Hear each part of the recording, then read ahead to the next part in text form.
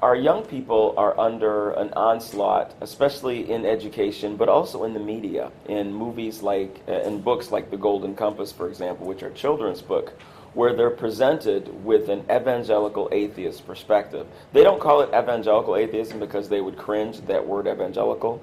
What they call themselves are the new atheist. And I mentioned this before, new atheism is not content just to say, stay out of politics, stay out of the schools, you religious people. New atheism says, you should feel stupid for believing the way you do. If you believe in God, if you give Genesis any credibility at all, you're an idiot. Because Genesis is a primitive creation account, and we all know that the universe evolved through naturalistic processes that do not require the agency of any divine figure. And that's where we're at. And for us, I really, this is not my favorite topic at all. But unfortunately, our children, for our kids, this is a topic. For your grandkids, this is a topic. When I was in college, I was a member of Campus Crusade for Christ, and I didn't feel terribly self-conscious. I didn't feel really terribly judged by people either. Now, if you have a grandchild or a child that's a Christian, they're made to feel stupid for their beliefs in many college campuses now. And one of the biggest reasons is because of this whole evolution thing. Okay? So the relevance is there. Perhaps not to you or me, but for them it is. And if it's when I was in college, this was an issue, I have to say, and that's why that even every few years I will bring the subject up again, because when I was in college, this was important. I had a hard time separating my brain from my spirit, if you will. In my spirit, in my emotional self, I saw God work in my life. I saw miracles. I believed the Bible. I believed that Christ really came into my heart based on what I had seen, based on the subjective evidence to me. But I get to college, and I'm hearing, okay, I've got Genesis over here on one side, which says God did it this way, and then I've got science over here saying something that sounds very, very different. How do I put those together? How can my spirit accept something that my mind is rejecting? I can't do this. And so that's where this whole issue of intelligent design becomes important.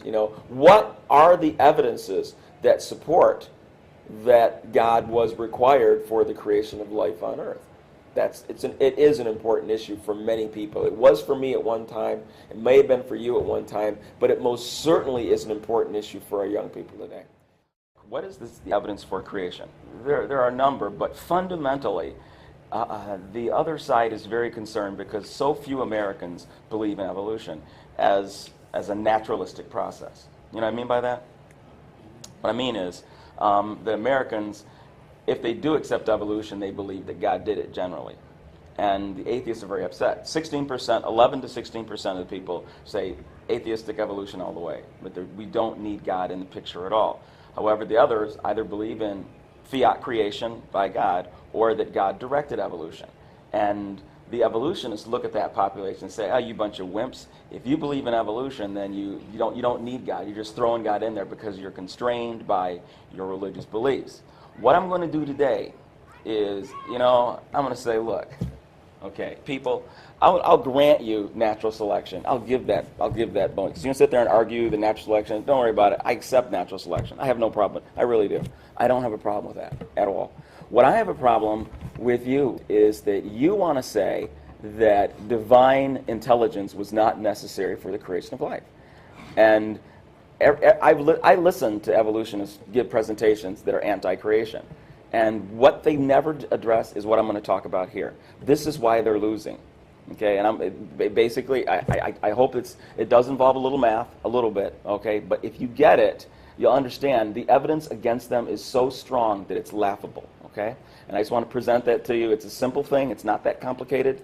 But if you have a problem, just ask me if you have a difficulty following it. It requires, I think, basically this is a high school level education to appreciate. If you understand exponents, you might get it. Okay, but it's really it does involve some basic statistics. But I'm not going to go into the math of those statistics. But it's kind of intuitive. Okay, so that's what I'm going to talk about today. So I talked about the title of the talk was the null hypothesis, only because I couldn't think of another title. So. the null hypothesis goes something like this. If you want to prove that something is causing an effect, what you need to show is that, okay, by chance, what do you logically expect to happen? And if there's an effect of your drug or your experiment, now what is the chance? And you compare the two. And if there is a significant difference, you've disproven the null hypothesis. Now, let me give you an example of what I just said, because I realized I didn't say that very well.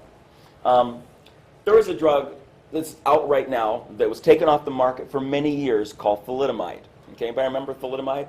It's still out there. It's still a good drug. Actually, I wish it had been. I wish doctors would use it more in people with wasting syndrome. It's very good. If you have somebody who's dying of cancer, multiple myeloma, lung cancer, whatever, and you see them turn into a skeleton because they stopped eating in those last weeks before they died, thalidomide is actually useful. It does help people eat a little bit, and it might extend their life a few days. That's not going to save their life, but it might make things a little more comfortable. Very often, these people they're happy being skeletons. That's the sad thing. Is you're looking at them and we're distressed. We don't like seeing somebody who was once 220 pounds go down to 140 pounds. And that's not unusual in the last days of cancer. Thalidomide helps with wasting syndrome. Okay, when it first came out, it was lauded as a sedative and as an anti-nausea pill. Very potent for stopping nausea. Very powerful for stopping nausea. And they were so excited about it, they said, hey, let's give it to pregnant women.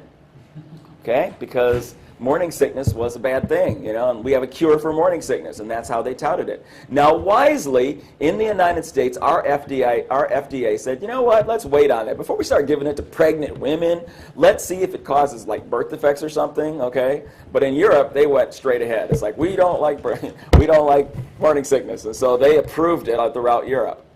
Well, consequently, it was discovered that there was a correlation. Now, these are all the indications for it, so anyway, okay.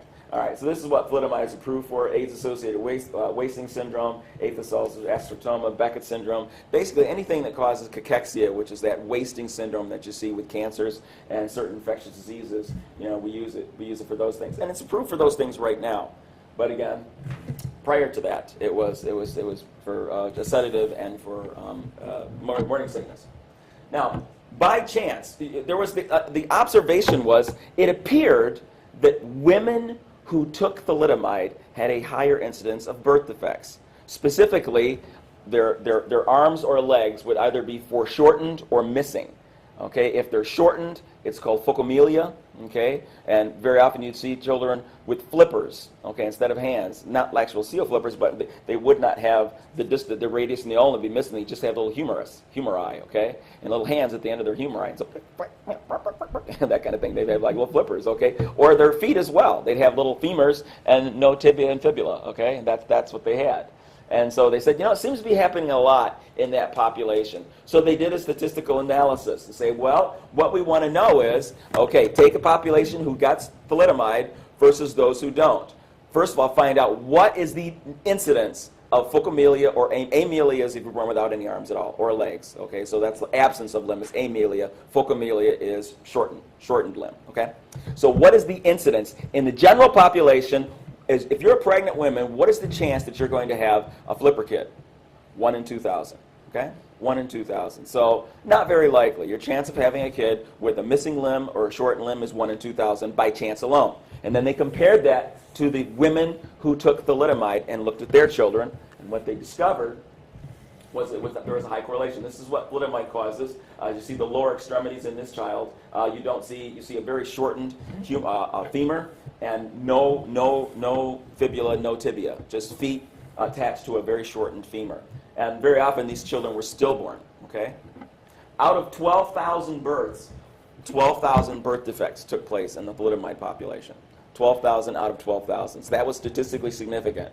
Okay? When you have an N of 12,000, even if the number were 9, it would have been significant. And it says maternal ingestion of thalidomide between the 3rd and 8th week of gestation result in the birth of a malformed infant.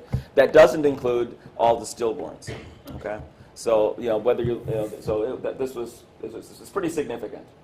Now, I mentioned in the study, I should take this back. In the study, they looked at 2,000 cases for the purpose of the study, and it was 2,000 out of 2,000 in the study. Worldwide, there were 10 to 12,000 babies born with. They weren't included in the study but that's how many children were born with thalidomide-induced malformations. Okay? All right, now, why that's important is this. The null hypothesis. The null hypothesis says, say you're from the company, and you're saying, our drug is safe, just like smoking is safe. It's not addictive, okay? So they're saying, we don't cause birth defects. No way. It's just, if somebody gets a birth defect, it's by chance. It's not because our drug caused it. The null hypothesis, and they're saying the null hypothesis is true, that we do not statistically significantly raise the chance. By chance, 6. If you look at the general population, only 6 kids out of 2,000 should have ended up with Phocomelia or Amelia. However, we ended up with 12,000 out of 12,000. Again, even if the number had been 9, that would have been significant. So that is very specific. So we've disproven the null hypothesis, and we've therefore proven, it's scientifically credible, we've proven the case that thalidomide causes this birth defect. Does that make sense? So you understand how the null hypothesis works? Okay, by chance alone, this is what we would expect to see. This is way more than chance alone, so that proves our case. Is anybody clear on that? So anything greater than 6, you're saying? Well, not anything greater, because that depends on your N. Your N is the number of people in the trial. So the lower the number, the more you're going to see. That's a very high N.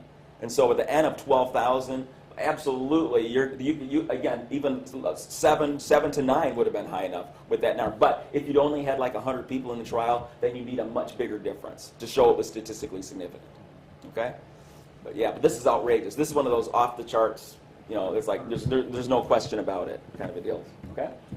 All right. Now the problem with naturalism is the null hypothesis. They're saying, their supposition here is that life occurs by itself without any outside intelligence, by chance. Their own word, by chance. So once you're saying the null hypothesis is true. Oh, the null hypothesis is true. Therefore, we can calculate what the probability is by chance that certain things would happen on their own. We actually have the ability to do that. And that's what we're going to talk about today. Yeah. How do they define life? Life is when you have a living organism is something that is, especially when you talk about origin of life or the first life, you're talking about something that is not semi-autonomous like a parasite, but fully autonomous. So a fully living creature able to eat, excrete, and convert environment into energy and reproduce. That's what a living organism is able to do. And that's, you know, I left out the functions of the cell wall, you know, as far as electrolyte normalization, all that stuff, and you know, so but that's generally speaking, that's a living organism. All right. Now, materialistic neo-Darwinism is that describes this process. That what they're saying, what the staunch evolutionists, what the atheistic evolutionists are saying, is that we don't need divine intervention. There is no intelligent designer. No intelligent designer is necessary. Life could have formed all by itself on Earth. Okay. Now, that idea of life forming by itself isn't a new one. That's not something that's brand new. It's just even in the last 100 years. That's something that notion is literally thousands of years old. Spontaneous biogenesis goes back thousands of years.